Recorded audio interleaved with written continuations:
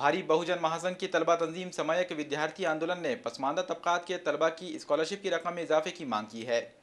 पसमानदा तबकात से ताल्लुक़ रखने वाले तलबा की स्कॉलरशिप की रकम को नाकाफ़ी करार देते हुए समयक विद्यार्थी आंदोलन ने एहतजाज किया। ITI चौराहे से जिला कलेक्टर दफ्तर तक एक रैली निकाली गई, जिसकी क़यादत तंजीम के जिला सदर कैलाश वाघमारे ने की।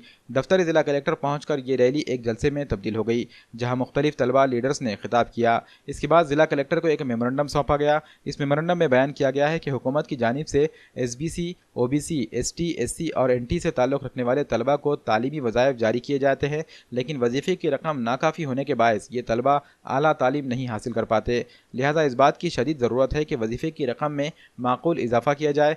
मेमोरेंडम में यह भी मुतालबा किया गया कि स्कॉलरशिप इस्काम में मुलविस मुलज़िमीन को फ़ौरन गिरफ्तार करके सज़ा दी जाए। SC ज़ुमरे के तलबा के वालिदैन की कम अज़ कम हद आमदनी की शर्त 2 लाख से बढ़ाकर 5 लाख की जाए। SBC, VJNT और OBC के तलबा के लिए हद आमदनी की शर्त 1 लाख से बढ़ाकर 5 लाख की जाए। EBC तलबा के लिए हद आमदनी की शर्त 8 लाख से बढ़ाकर 10 लाख की जाए। गुजारा भत्ते को बढ़ाकर माहाना 1500 रुपये किया जाए। Tata institute of social science के तलबा की स्कॉलरशिप की बरवक्त अदायगी को यकीनी बनाया जाए।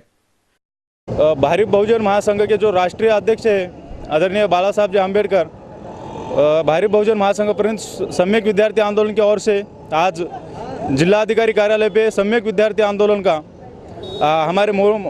हमने मोर्चा ऑर्गेनाइज किया है। इस मोर्चा की प्रमुख मांगे ये है कि जो सरकार ने शिष्यवृत्ति में भ्रष्टाचार किया है, उस भ्रष्टाचार के आरोपी को तत्काल अटक करके उसको जेरबंद करना चाहिए और जो टाटा इंस्टीट्यूट में टीस में जो स्टूडेंट का शिष्यवृत्ति बंद की है वो शिष्यवृत्ति पूर्वावत मिलनी चाहिए।